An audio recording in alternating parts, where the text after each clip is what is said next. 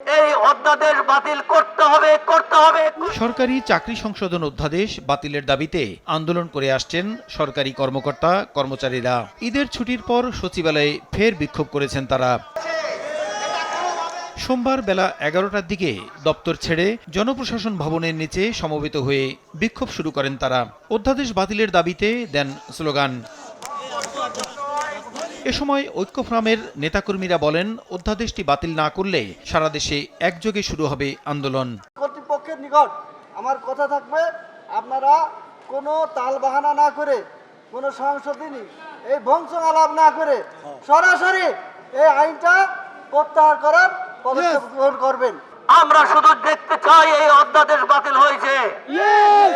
আমরা কিন্তু এখনো গেট বন্ধ করার হুমকি দেয়নি। যদি আমাদেরকে আগুনে জ্বালিয়ে আপনারা খেলা করতে চান, আমরা এমন খেলা খেলবো আপনারা ঘরে ঢুকতে পারবেন না। পরে মিছিল নিয়ে গৃহায়ন ও গণপূর্ত উপদেষ্টাকে স্মারকলিপি দেন আন্দোলনকারীরা। এর আগে আইন উপদেষ্টা জানান, সরকারি চাকরি অধ্যাদেশ পুনর্বিবেচনার সুযোগ রয়েছে।